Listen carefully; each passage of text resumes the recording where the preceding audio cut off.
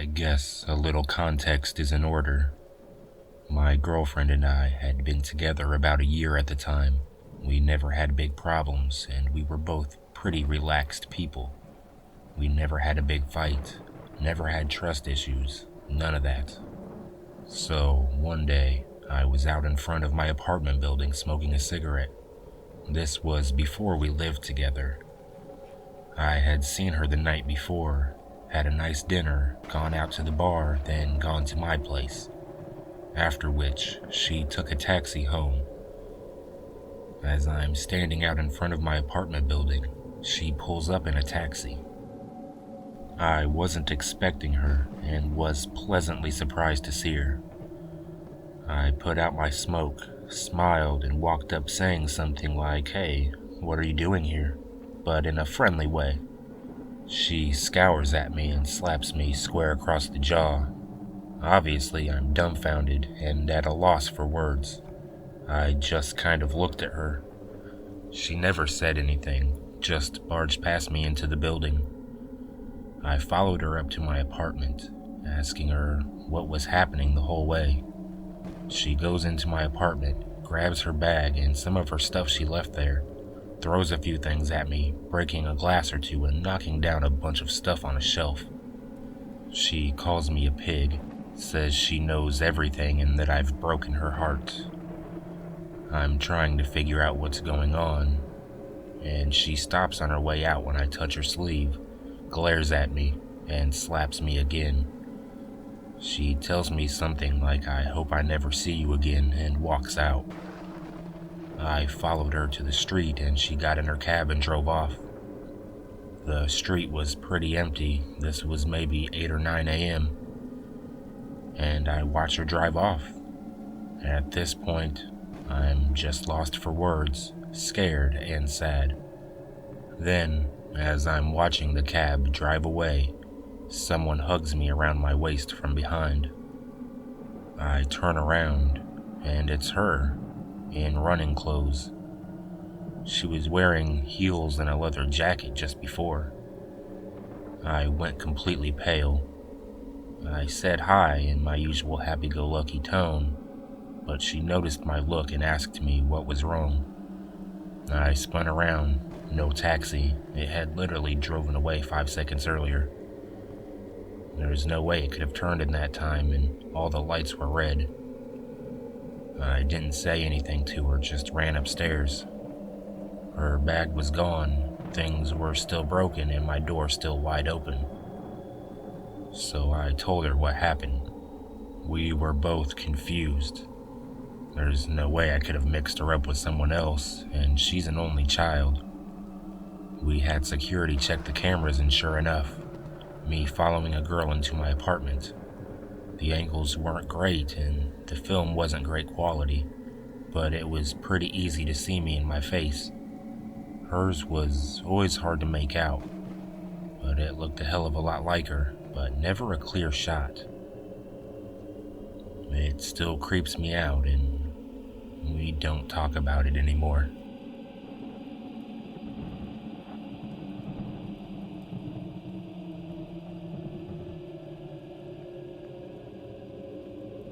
I'm a fairly superstitious person.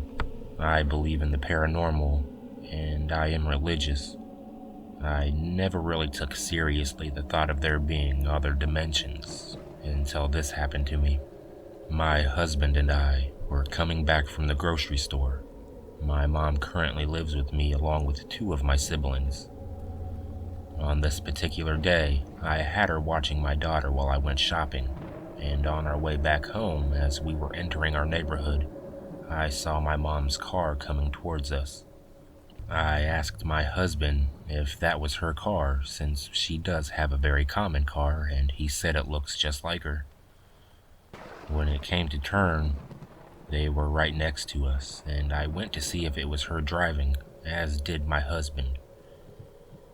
As we both looked, it appeared as if my mom was driving, and my sister was in the front seat, and they were waving at us.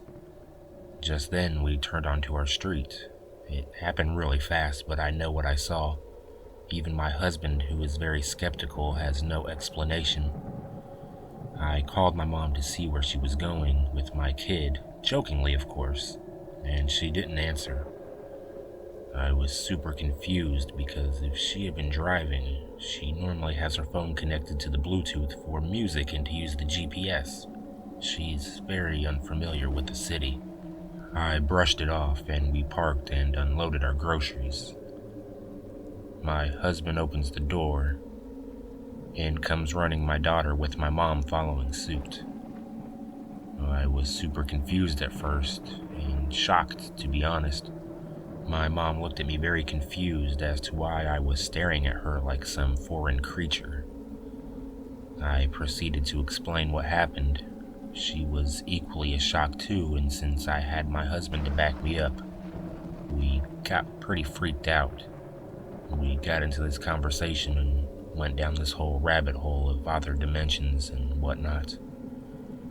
I know it sounds crazy, but I can't really rationalize this in a logical way. I joke that my other mother is probably just as confused as I was.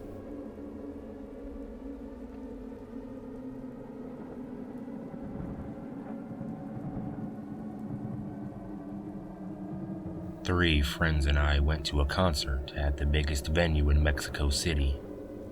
One of my friends is a woman. This is important for the story. The concert ended and we agreed on a meetup point outside the venue so we could get a cab and all leave together. There were about 100,000 people there, so we inevitably got separated before going to the meetup point. We waited for my friend for about 15 minutes, then we started to get worried. We called her phone, but due to the sheer amount of people present at the venue trying to make phone calls, the lines were congested and the calls wouldn't go through. After another 10 minutes of trying to reach her, I got an incoming phone call from her. She sounded extremely gloomy and sad. She said hello and my name and said she's alright. I'm at my place. Everything is okay. I immediately got freaked out because this wasn't possible. She lived 2 hours away and not even an hour had gone by. We were pretty freaked out and tried to flag some cops down. It being Mexico City, I thought maybe she had been kidnapped. 30 seconds after the call, she comes out of the crowd, looking very chill. I yell at her asking what was wrong with her. She looked very surprised and denied having made any phone calls. She said she tried but could not get a signal. We didn't believe her, so we looked at the phone and there was no record of the call having been made. I took my phone to show her the call and there was no record of the call having been received either. To this day, I have no idea what happened. I knew the voice on the other end of the phone was hers and she knew details about me like my name.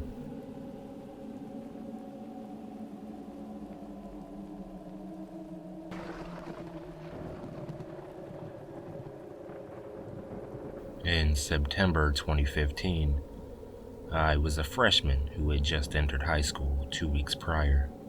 Already, school was weighing down on me, and I'd been continuing a habit I had of going on walks to clear my mind.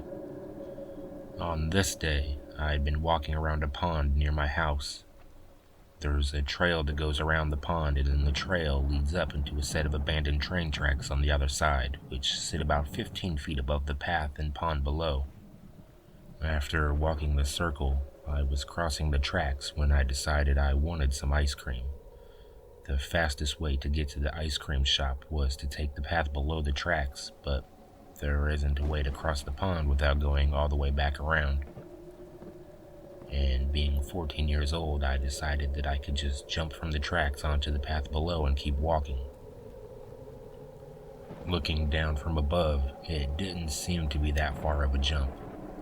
So that's what I did. The next thing I remember after that was being half-conscious in an ambulance. Everything was extremely blurry and the paramedics sounded slightly panicked. I wasn't able to move either of my legs. I think they were both broken. The scene continued on for a few minutes until we arrived at the hospital and I was wheeled into the emergency room on a stretcher. I only had a few minutes in emergency before I eventually lost all consciousness, and that was the last thing I saw. After I'd been unconscious for who knows how long, I opened my eyes and I was on the ground. I had just hit the ground after jumping, but this time I was fully conscious. I hadn't noticed this before I jumped, but there had been a car parked watching me. I think they thought I was attempting suicide, and it might have looked that way. The people in it had jumped out and called an ambulance for me. The ambulance ride was the exact same as it was the first time, and I was put into the same emergency room that I had died in before. The only difference between the two events were that I was fully conscious this time and my injuries were much more minor. I was discharged from the hospital the same night, with only stitches in my lip, a slightly fractured jaw, and a mild concussion. For a while after this, I assumed that the first scenario had just been a weirdly coincidental dream that I had while I was unconscious, so I didn't consider anything about it abnormal. It wasn't until a few weeks after when my mom told me that the people who had helped me said that I had been conscious the entire time. I hadn't been knocked out after hitting the ground or anything.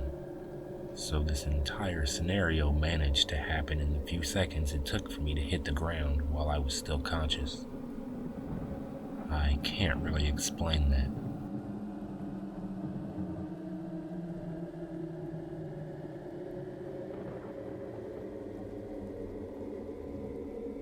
This happened in early 2000. I was working at a juvenile detention center in a small town in Oklahoma as a corrections officer. I was working nights at the time and went to work at 9 p.m. This one night when I arrived for work, my supervisor looked confused but asked me what I was doing there. I told him I worked tonight. He said that I called off a few hours ago saying that I was sick. I was a bit confused and said it must have been someone else and they got the message wrong. After everyone else showed up for work that night, it was a bit more weird, but we carried on as usual and assigned everyone their places for the night. I went to work in the control room where I usually work. The control room is in the center of the facility and has direct control over the cameras, doors, phones, and everything. After I relieved the guard on duty and settled in for the night, I looked at the message that said I had called in. It said I called at 6:50 and that I had gotten sick while cleaning up after the storm. There had been a storm the night before and it was pretty bad, but not anything that I had to go to clean up. This was truly weird. The supervisor came into the control room about that time.